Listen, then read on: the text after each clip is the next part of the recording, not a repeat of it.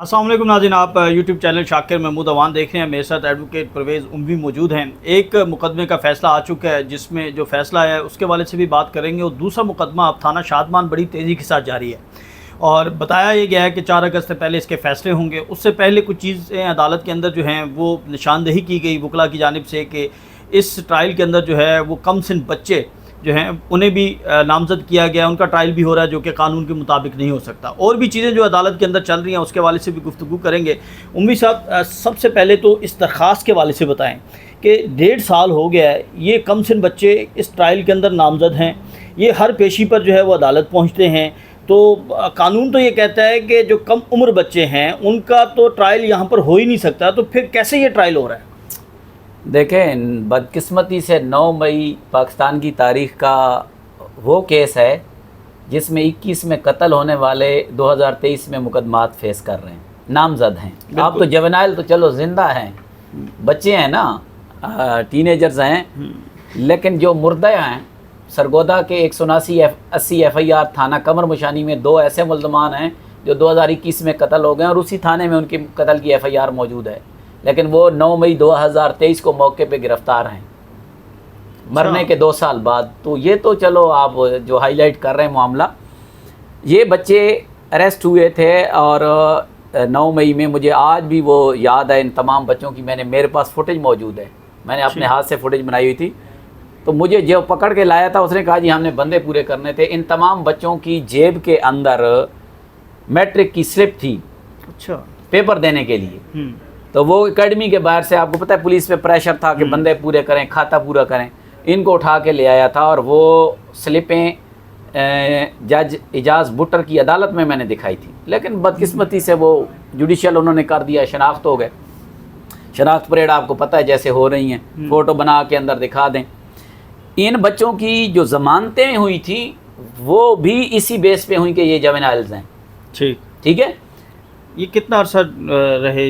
ये 3-3, 4-4 माह जेलों में रहे बेचारे। अच्छा, दूसरी बात ये है कि जिस दिन 768 का ट्रायल जेल में शुरू हुआ तो ये जो जज साहब हैं, मैंने इनको कोर्ट में कहा वकला की मौजूदगी में, प्रोसिक्यूशन की मौजूदगी में, कि सर इसमें जवेनाइल्स हैं।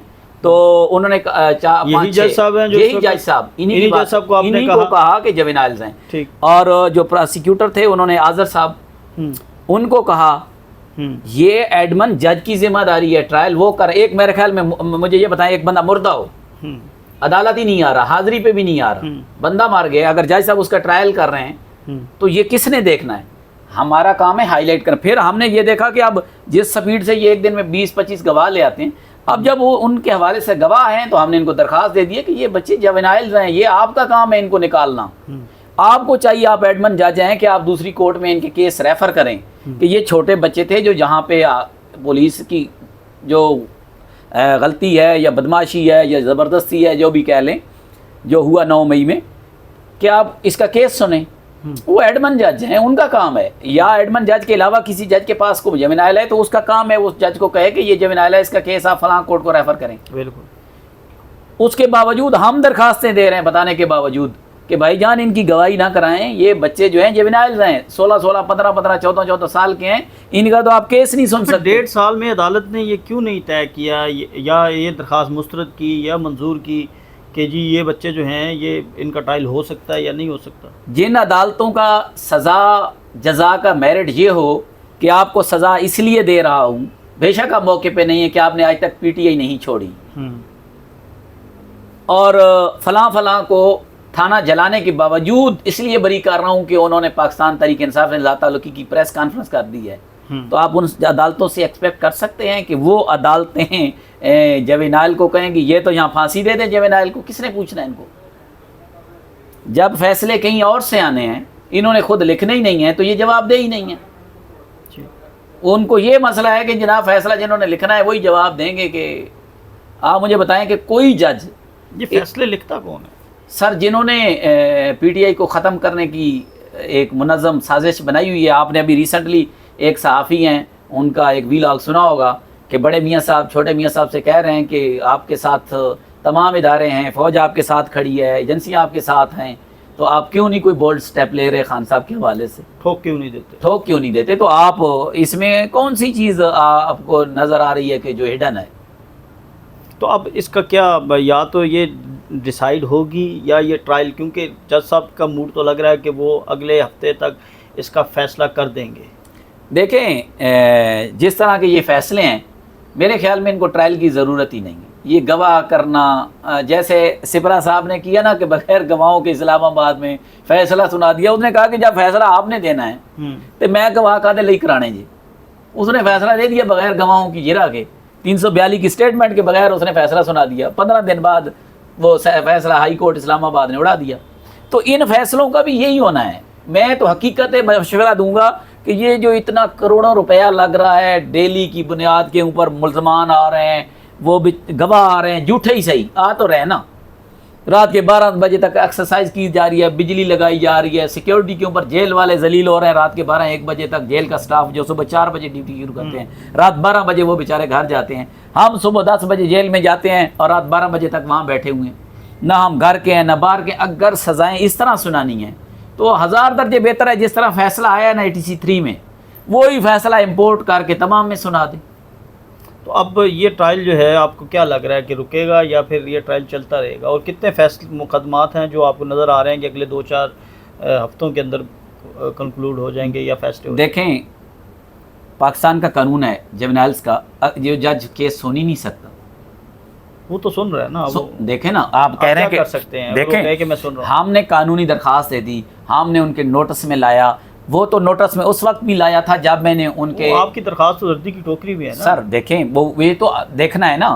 आप ऑब्जर्व कर रहे हैं, हाई कोर्ट ऑब्जर्व कर रही है, कौम ऑब्जर्व कर रही है कि किस तरह के फैसले आ रहे हैं।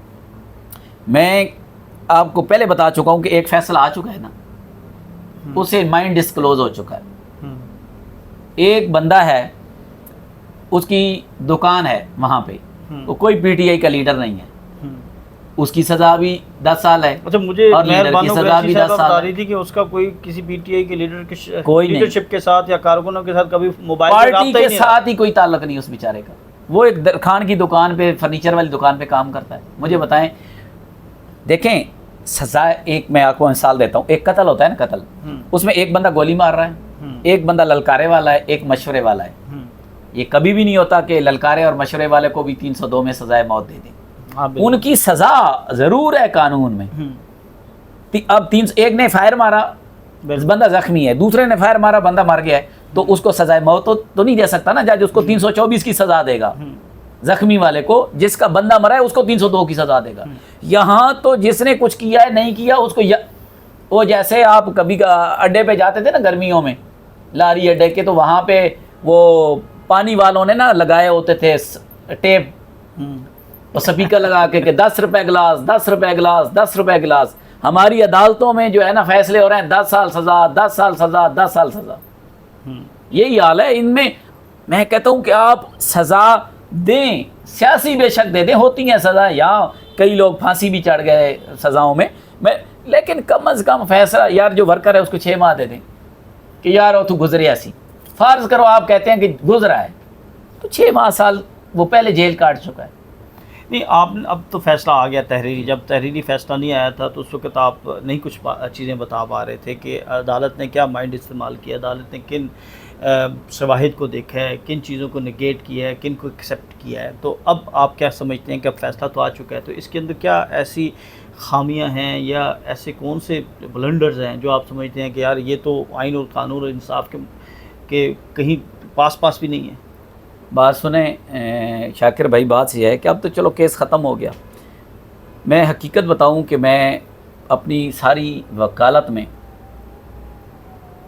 कमज़ोर फ़ैसले आते रहे, हर जगह आते रहे, अदालतों में भी चैलेंज भी करते रहे, कभी मैं अदलिया से डिसअपॉइंट नहीं हुआ। लेकिन ये जो मौजूदा 1.5-2 साल का हमारा पीरियड है ना, 26वीं तरमीम से पहले भी और बाद में भी, जस्टिस फायज़ ईसा का रोल देख लें, ये तो बहुत छोटे जजेस हैं, सेशन जजेस, तो उनके मुकाबले उनका रोल देख लें क्या था कि उधर पीटीआई का 4 बजे वक्त ही गुजर गया और रात 11 बजे वो बल्ला वापस ले रहा है, रात 12 बजे तक वो चला रहा है।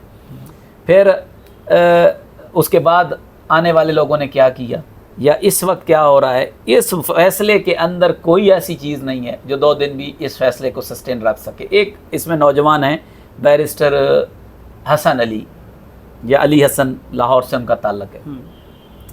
वो जय वकुआ के करीब उनका घर है, बल्कि बिल्कुल कोर कमांडर हाउस के सामने उनका घर है। बड़े मशहूर फैमिली से। उसको मेरे ख्याल में तमाम मुकदमों में इन्होंने डाला हुआ है। उसके ऊपर एक डंडा रिकवर होता है FIR 96/23 में, 96 जो मरकजी, जो अभी चला ही नहीं है केस। ठीक है, आपको पता है उसकी तो 15-15 दिन की डेट पड़ रही है। इस मुकदमे में उसके ऊपर अगर उसी रिकवरी की बुनियाद पे सजा दी जाए, ये कौन सा कानून है? 97/23 में उसके ऊपर कोई रिकवरी नहीं है, कोई रिकवरी नहीं, खाली हाथ है। और ये बिल्कुल मैंने पढ़ा है, अदालत के अंदर लिखा है कि उससे एक डंडा रिकवर हुआ है। लेकिन कहाँ पे? 96 में। अच्छा, अब 97 वाला जज अगर उसको सजा दे रहा है 96 वाले मुकदमे की रिकवरी के, वो इसके अभी फैसला ही नहीं हुआ, जिसका फैसला क्या, वो इस अदालत का केस ही नहीं है। हाँ, कल वहां वो बरी हो जाता है। डंडा मैं वैसे कह रहा हूँ, डंडा रिकवर करना वहां पे साबित ही नहीं होता। डंडे को छोड़ें, ये तो वैसे ही बड़ा ब्लंडर है ना कि आपकी जुरिस्डिक्शन से बाहर है ये मुकदमा। आपने 97/23 का फैसला करना है, आपने फैसला करना है शेरपाव ब्रिज का, उसकी हदूद का, उसके अंदर क्या हुआ, आपने तो इसका फैसला करना। आप फैसला कर रहे हैं 96/23 का सर, जिसमें रिकवरी, इसमें कोई रिकवरी नहीं है। कोई दो डिफरेंट FIR है ना, 96 और है, 97 और है, दोनों के जजेस भी डिफरेंट हो सकता है। अगर 96 हो सकता है कि जज साहब ने सुगरा बीबी केस वाला माइंड इस्तेमाल कर लिया न, हाँ सजा में, हाँ ठीक है, ये भी मुमकिन है, क्योंकि सुगरा बीबी केस का जितना हम लोगों ने मजाक उड़ाया, मेरे ख्याल में इसका तो कोई मिसाल नहीं मिलती। देखें, ये मुमकिन नहीं है शाकिर भाई कि एक बंदा है, मैंने आपको एक आसान नहीं, वो तो बात आप ठीक कह रहे हैं, मैं तो वैसे कि एक बंदा यार मजाक कह रहा था, फर्ज करो उसकी रिकवरी वहाँ साबित ही नहीं होती, तो ये फैसला कहाँ स्टैंड करेगा? 96 में अगर उसकी जिरा में उसके वकील जैसे वो साबित हो भी जाए, फिर भी इसमें सजा नहीं हो सकती, बिल्कुल नहीं हो सकती। मुझे बताएं कि इस फैसले को और पढ़ने की कोई ज़रूरत है। अब शाह महमूद कुरैशी साहब का देखें कि जो कॉन्स्पिरेसी के गवाह हैं वो कहते हैं 7 को भी हैं, 9 को भी हैं। जज साहब कहते हैं वो नहीं है, क्योंकि उन्होंने साबित कर दिया कि वो कराची में है। अगर वो बंदा शाह महमूद के बारे में झूठ बोल सकता है तो मियां महमूद के बारे में नहीं बोल सकता। बिल्कुल। मैडम यास्मीन के रात वो तो झूठा साबित हो गया, तो झूठा क्या वो सिर्फ शाह महमूद कुरैशी की हद तक है? जब एक बंदे का एक ही बयान शाह महमूद कुरैशी के हवाले से झूठ साबित हो रहा है, तो बाकी जो 4-5 लोग हैं, चीमा साहब हो गए, चौधरी साहब हो गए, अपना मियां महमूद रशीद हो गए, मैडम यास्मीन राशिद हो गई, शाह महमूद कुरैशी बरी हो रहे हैं, पलिया फैली भाई पे के मौके पे मौजूद नहीं हैं। इसी मुकदमे में अफजाल पाठ साहब और उसके भाई को सजा दी जा रही है, वो सुप्रीम कोर्ट में मौजूद है। बिल्कुल यार, वो तो कॉन्स्पिरेसी में ही नहीं है, और वो सुप्रीम कोर्ट में मौजूद है इस्लामाबाद में। सारी दुनिया को पता है। उसके घर को 4-6 माह बाद उसको इस मुकदमे में मुलविस किया जा रहा है, और वजह क्या है कि वो MNA का इलेक्शन लड़ा शहबाज शरीफ के खिलाफ। उसके ऊपर कौन सी रिकवरी थी?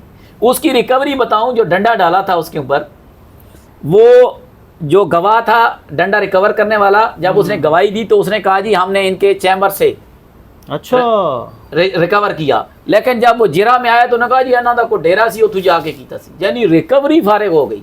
बिल्कुल।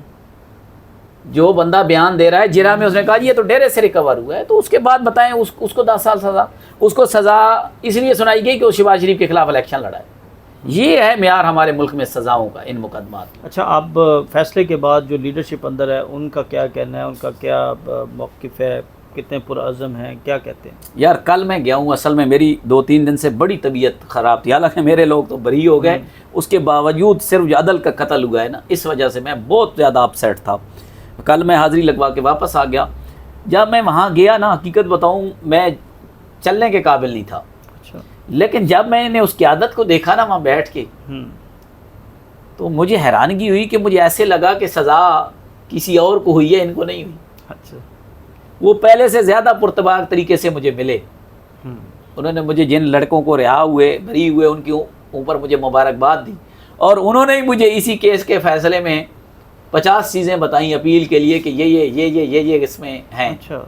ये पॉइंट्स, वो हम वकील हम हैं उनके, लेकिन वो हमसे वो वकील बन गए वैसे 9 मई में। हकीकत ख़ासकर उमर सरफराज चीमा साहब, उनकी ज़ौजा मोहतरमा, वो हमारी बहन, वो मैं कहता हूँ कि वकीलों से ही आगे हैं। चौधरी साहब, एक एक चीज़ शाह महमूद कुरैशी साहब, मैडम, ये खुद वकील बन गए आप। मेरे ख्याल में अगर पाकिस्तान में अलाउ कर दिया जाए ना कि जो बंदा जिरा कर सकता है मुल्ज़म खुद करे, तो ये हमसे बेहतर जिरा कर लेंगे। अच्छा, अपने दिफा में उनको पता है कि इस मुकदमे में क्या है। मलिक परवेज़ उम्वी साहब हमारे साथ मौजूद थे। ये दीगर मुकदमात के भी ट्रायल कर रहे हैं, उसके हवाले से भी इनसे गुफ्तगू जारी रखेंगे। आज तक के लिए हमें इजाज़त दें। अल्लाह हाफ़िज़।